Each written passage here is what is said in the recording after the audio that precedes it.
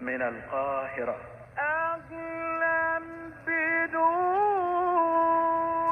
يا كريم الملتقى. انتظرونا في رمضان مع باقة من البرامج المتميزة نرجو أن تسعدوا بها معنا. صباح الخير، صباح النور، صباح السعادة. اللهم صل وسلم وبارك على سيدنا محمد وعلى آله وصحبه وسلم. ازيكم يا حلوين؟ عاملين ايه؟ انا صحيت الصبح النهاردة لقيت الشمس طالعة وزي الفل. قلت ايه افرجكم على الشمس معايا. دخلت بعدها بقى قلت اعمل لي فنجان قهوة كده يصحصحني. انا كنت فطرت مع الولاد الصبح. انا قمت الصبح عشان اوديهم المدرسة وعملت لهم الفطار. قمت ايه كلت لي سندوتش معاهم، وبعد كده قلت اعمل لي فنجان قهوة يصحصحني كده ويفوقني عشان اليوم طويل وربنا يعيني ويقويني عليه. ازيكم انتوا عاملين ايه؟ طمنينوا عليكم كده في الكومنتات. واكتبوا لي خلصتوا حاجة رمضان وتنظيفة رمضان ومشتريات رمضان ولا لسه. ربنا يعيننا ويقوينا يا رب ويجعل تعبنا ده في ميزان حسناتنا يا رب، اللهم امين. المهم شربت القهوة وقعدت شوية وبنت الصغيرة صحيت فطرتها وظبطتها وقلت اقوم اشوف ايه اللي ورايا بقى. لقيت البوتاجاز واقع عليه شوية حاجات كده، قلت اروقه واظبطه بحيث ان انا وقت ما اجي استخدمه يبقى هو نضيف معايا. ما بحبش اشتغل على البوتاجاز يا بنات هو مش نضيف. لو المطبخ كله متنضف ومتروق والبوتاجاز مش نضيف بحس ان المطبخ مكركب. ما اعرفش حد زي كده ولا انا بس. البوتاجاز والحوض بس الاغلب، يعني انا ممكن مثلا انضف البوتاجاز ويبقى مثلا في طبقين ولا حاجه في الحوض عادي. انما انا لو الحوض فاضي خالص والبوتاجاز مثلا مش نضيف او واقع عليه حاجه بحس احساس ان المطبخ كله مش نضيف. فربنا يعيننا ويقوينا كده يا رب ويجعلنا دايما نحب النظافه ونحب الحركه، لان النظافه بتدي راحه نفسيه. انا لما بكون مثلا في يوم مكسله ولا حاجه نفسيتي وحشه، ما برتاحش غير لما مثلا اقوم اروق الشقه او اروق المطبخ، الحاجه اللي مضايقاني وقتها بقى بحس ان انا مرتاحه نفسيا. ممكن اتعب جسديا شويه بس بعد كده بحس براحه نفسيه. هنا كوكو دخلت ايديها عايزه تطلع في الفيديو. هي اللي قعدالي، يعني انا دلوقتي بسجل الفيديو الساعه 7:30 الصبح او 8:15، وقلقانه هي تصحى. اول ما بتصحى تنده وتقول يا ماما بصوت عالي. فربنا يستر ونكمل تسجيل الفيديو على خير. المهم يا حبيب قلبي كده مش تنسوني في اللايك وانت بتتفرجي على الفيديو لو عجبكم، دعما ليا بس ولقناتي، وربنا يجعله في ميزان حسناتنا وحسناتكم تعبنا كده ان شاء الله. ودخل علينا بقى خلاص، يعني رمضان يا اما بكرة يا اما بعده. كل عام وانتم بخير ورمضان كريم علينا وعليكم يا رب. المهم انا هنا خلصت البوتاجاز وظبطته، وكان عندي صلصة عاملاها من امبارح مسبكاها. قلت خلاص بقى اعينها علشان خاطر مش تبوظ مني. امبارح كنت تعبانه وما قدرتش اعينها. المهم هم انا هعمل علبتين بس. انا بصراحه بحطهم في اكياس بس انا الاكياس خلصانه من عندي فحطيتهم في علبتين صغيرين كده، كل علبه على قد الاكل. دي صلصه يا بنات تقيله خالص زيها زي العلب الصلصه اللي بتتباع جاهزه. انا ما عندش بجيبها وما عندش بحبها خالص. قليل قليل، يعني انا ممكن اكون بقالي سنين فوق ال4 سنين ما اشتريتش الصلصه دي. ساعه ما شفت موقف كده ما الطماطم متبقاش نضيفه وبيعملوها صلصه ما حبيتهاش. انا بعملها بطريقه حلوه. او لو عايزين انزل لكم الطريقه هجيب تاني انا اصلا واعملها. انا كل اسبوع، هي الطماطم دلوقتي غاليه، فانا كل اسبوع بجيب على قد اللي يكفيني مثلا في الاسبوع او ال10 ايام، واروح مسبكاه واروح عيناه. بعين علبة مثلا في التلاجة استخدم منها على طول وعلبة في الفريزر. بس انا دلوقتي حطيتهم الاتنين في الفريزر لان انا عندي علبة في التلاجة. المهم رحت عيناهم بقى كده خلاص في الفريزر، وظبطت كده الرخامة على السريع.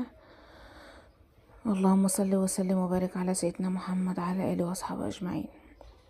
كان عندي بقى السبت الغسيل الحمد لله ما بيفضاش، قلت احط لي كمان دورة غسيل يا بنتي، يلا كده، والنشاط قايم والنشاط جاهز وموجود. ثبات الغسيل يا جماعة يعني بيعاندنا. ليه بقى بيعاندنا؟ كل ما نشيل منه هو يزيد، كل ما ناخد منه هو يزيد. يعني نفسنا الفلوس اللي ما ناخد منها تزيد زي ما هو بيزيد كده. بس يعني الحمد لله، فضل ونعمة من ربنا، وربنا يخلي الولاد اللي في البيت ويخلينا ويبارك فينا وفي صحتنا كلنا يا رب. ونلبس ونغير ونقلع ونوسخ ونغسل، واحنا ربنا يدينا الصحة ونشتغل ونغسل ونعمل كل اللي ورانا. المهم انا حطيت دورة في الغسالة، وقلت ايه عشان يعني حتى يبقى نص السبت بتاع الغسيل فاضي. شغلت الغسالة دي يا بنات، انا كان عندي بلعت مية، انا كان عندي الاوتوماتيك.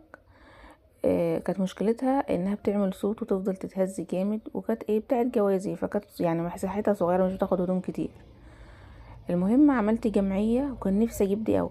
عملت جمعية وجبت دي، بلعت مية، هي حلوة وجميلة وبتنضف وكل حاجة، بس بتسحب مية كتير. هنا طلعت اطمن على السجادة بتاعتي نشفت ولا لأ. السجادة دي عملت فيها فصل يعني ما اتمنهوش لألد أعدائي، ألد أعدائي. معلش سامحوني. السجادة ديت كنت هاخدها وديها المغسلة، وفي من كام يوم كده يوم الجمعة عاصفة ترابية لا تتخيلوها. قلت انا لو وديت السجادة دي المغسلة هتتملي، هي طبعا مبلولة مع التراب اللي احنا اللي موجود يوم الجمعة ده، هتجيلي متبهدلة. المهم والله بعد ما طلعتها وكده ولميتها عشان اوديها، قلت خلاص مش هوديها. دماغي ونت ان انا اللي اغسلها. قلت يعني هفرشها في الصالة، احط شوية مية وهغسلها انا والولاد. هي المشكلة مش في الغسيل، انا غسلتها وكل حاجة ولميتها بقى، بعد ما غسلتها لميتها دخلتها المطبخ سوري الحمام. مش عارفة اتحرك ولا عارفة اغسلها ولا عارفة اشطفها. هعمل ايه بقى؟ رحت جايه موقفاها، يعني انا لميتها ووقفتها خالص على الحيطه كده، وبقيت افرد حته حته وغسلتها، والحمد لله اتغسلت. والمفاجاه انها نطفت، الحمد لله، ربنا عالم بيا. المهم هنا يا حبيب قلبي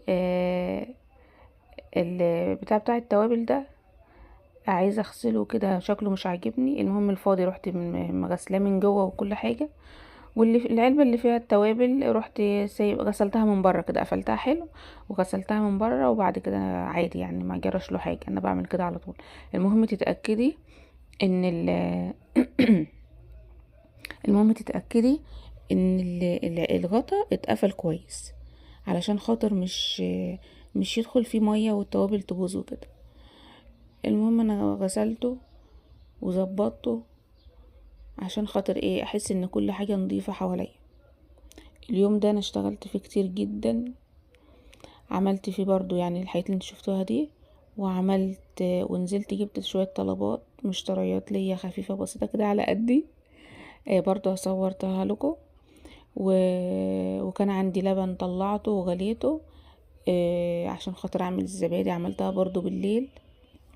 ونقعت الفول عشان اعمل فول مدمس، بس لسه ما عملتوش، يعني انا سايباه يتنقع، لازم يتنقع اقل حاجة 12 ساعة، وانا بليته بالليل قبل ما انام. ف فلسه برضو هدمسه، فممكن اصوره، يعني ممكن اصوره وانزله مع الفيديو بتاع الزبادي. برضو صورت فيديو الزبادي وعملته وجهزته، وقمت دلوقتي بصيت اطمن عليه، انا عملته بالليل برضو، اطمن عليه لقيته الحمد لله كويس. دخلته التلاجة عشان خاطر اكمل بقية الفيديو واصوره وابقى انزل لكم الطريقة ان شاء الله باذن الله. هنزلها وانزل معاها فول طريقة تدميس الفول. انا بعمله على طول شهر رمضان. هنا بقى خلصت الرف بتاعت العلبة بتاعت التوابل. وبعدين الرف ده بحط عليه التوابل التانية بقى الزيادة. انا اصلا اكتر استخدامي في العلب اللي هي بتاعت النسكافيه دي، بصراحة جميلة وشكلها حلو. وبتاخد معايا كمية، فانا على طول بحط الحاجات فيها. هي اي نعم نص الحاجات فاضية، لسه عايزة اجيب فلفل وعايزة اجيب كمون وشوية توابل، فربنا يكرمنا ان شاء الله. انا نزلت جبت طلبات ونسيت اجيب الفلفل والكمون والحاجات دي، فان شاء الله على اخر النهار كده هبقى انزل اجيبها. المهم الرف اللي فوق ده يعني اللي رايح واللي جاي في ايده حاجه يحطها عليه. يعني أنا لقيت عليه بنس، ولقيت عليه توك، ولقيت عليه حلق، ولقيت عليه مونوكير، ولقيت عليه اقلام رصاص. حاجه يعني ما اكن ملهاش صاحب. طبعا انا بعتذر واسفه جدا، انا واخده ظهري جاي في نص الشاشه، معلش. مش عندي ستاند يا بنات، والله انا بصور بأقل الامكانيات. الحمد لله، انتوا عارفين الستات شاطره وبتعرف تتصرف، الحمد لله، فضل ونعمه من ربنا، الحمد لله.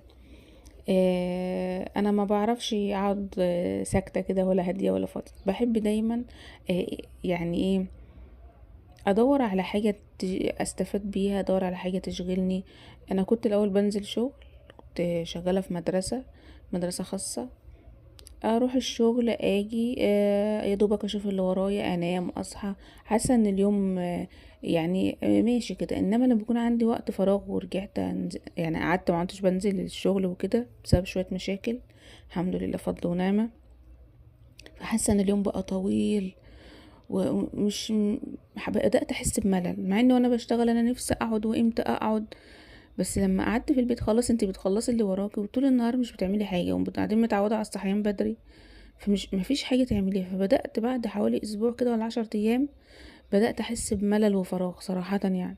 وانا من النوعيه اللي ما بحبش احس بملل وفراغ. هتلاقي بفضل مثلا ماسكه التليفون اتفرج على ده واتفرج على ده واتفرج على ده لحد ما يجيلي اكتئاب واحس بملل. ما انا بعمل نفس الحاجه وانا عارفه انها حاجه بتضيع الوقت، فانا ما بحبش يعني ايه، هي ربنا هيحاسبنا على الوقت اللي بيضيع ده.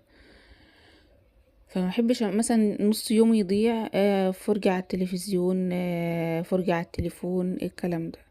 انا الحمد لله بصحى الصبح اقرا الاذكار واقرا الورد بتاعي بعد الفجر على طول وعلى طول بذكر ربنا وذكر ربنا على طول على لساني. بس في اوقات بقى كده انت بتبقى قاعده مع نفسك حاسه فيها بفراغ. المهم ايه، انا بحب اليوتيوب وبحب اتفرج على قنوات اليوتيوب. فقلت وانا عامله القناه دي من زمان بس ما نزلتش عليها فيديوهات. فعندي شغف صراحه باليوتيوب. انا بحب اليوتيوب قليل لما بفتح الفيسبوك التيك توك الحاجات دي. فقلت ايه، طب ما انت يا بنتي طالما بتحبي الحاجات دي صوري، انت كده كده بتشتغلي في البيت صوري. طب عماله اقول طب انا هصور بايه، مش عندي ستاند، طب هسجل ازاي، ما عنديش مايك.